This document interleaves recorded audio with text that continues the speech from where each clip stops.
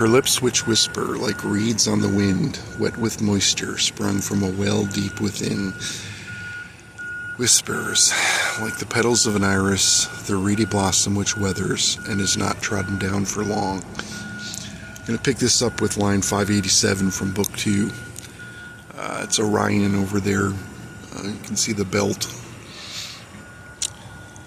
Armando the Golden, a sight to behold, unsodden nor tainted by vice. What sight beckons doom, what voice that should boom, though it squeaked and was rivaled by mice.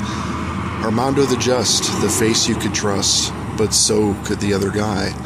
Stacked like a vault and honest to fault, of evil none silence could buy. Iconoclastic and somewhat bombastic, what truth would he serve in the end? For gathers and gains would be all in vain should terror rule over the land. For who could foresee where blind honesty would lead, a trick for the devious to play? The quick of the mind you'll fathom in time, your own rules will you ultimately obey. Betrayal by the numbers, no spell you were under, of verbiage you'll be but a tool. Dispense with the zeal and stick with what's real, for fell honesty leaves you a fool. Of foresight consider one's actions hither, how may they change fellow destiny? Of short-sighted nature, blind honesty's strictures, gaze on and consider what is best to be. But no, not Armando, fast to his credo, for not to tell lie, lest I die. What innocent nature of would-be betrayer, what hammer of war for the wicked to ply. Fell Burgundy Iris or Moses Cleveland's Canterbury Tales, Book 3, line 601. Of divine glamour, the two-ended hammer, the intent of the hand that would wield it. For thus does explain the divine signatures ingrained as smote into works of great evil. A real piece of work for the devious to spur, for who is the danger more near? To himself, thought old Fred, as the light came to end, I think I'll have but one more beer. To dispel any riot stood Morpheus the giant, in the corner of the bar by the door. A considerable brute, although somewhat mute, easy he was to extort. Lame at the tongue, he spoke to but one, in words Jenna alone could decipher. He had but one vice for which to entice, Crabapple Cove apple cider. For which to harrow, it came in a barrel, to which no, he never could say. Or ibble, figgle, sibble, gibble, noggle, floggle, oogle, og, which likened and meant much the same. He hailed from far west past the northern rim forest, as oceanside be by the sea, beyond goblin hills and primordial thrills, and wilderlands riddled with peace. Like June it grew wild with considerable guile, an incurable tenacious disease. It spread with great ease, this bold fell disease, till Ishmeth provided the cure. Fret not for now, this pox has gone south, what trials too soon will endure.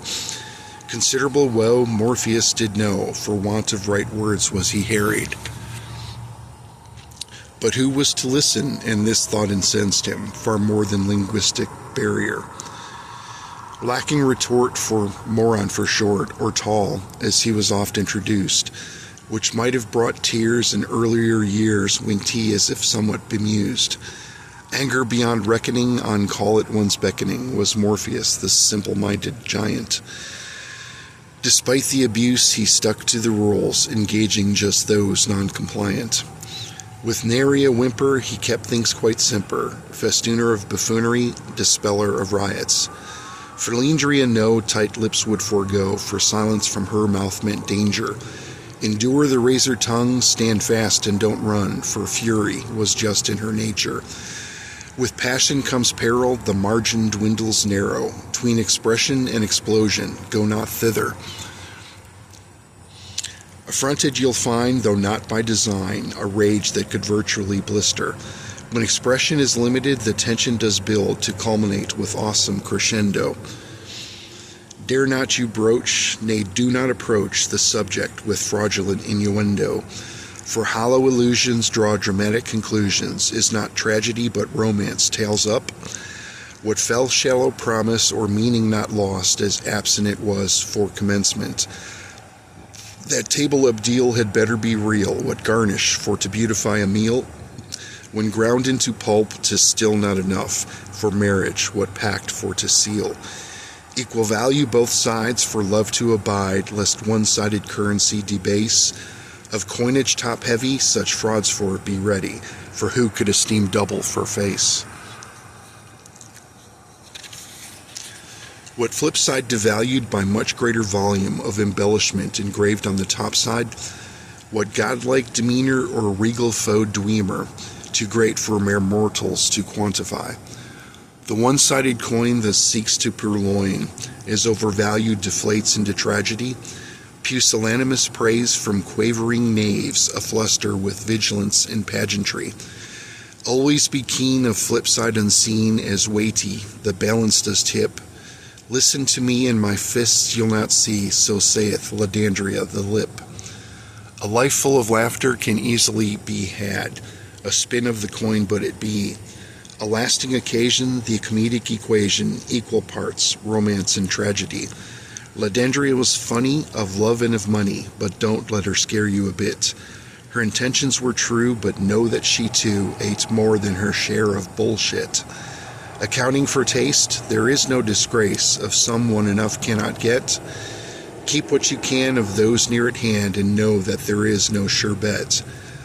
Dark and quite pale, by appearances frail, thin, small-boned, if not brittle, impressions were made which oft anchored jade, considerably lithe, if not little. Not close in line, but of the same vine, was Claudia's near-distant niece. Not similar in appearance, despite distant nearness, or frequent not nearness, a piece. What peculiar cant of those who enchant, choppy and guttural, unvain. The forest dialect, for to dissect, the goblin tongue was somewhat sane. To untrained of ear it would like appear, ventured Claudia when questioned on cant, in root Analechleth, where town is but Veth, though V sounds like B in parlance.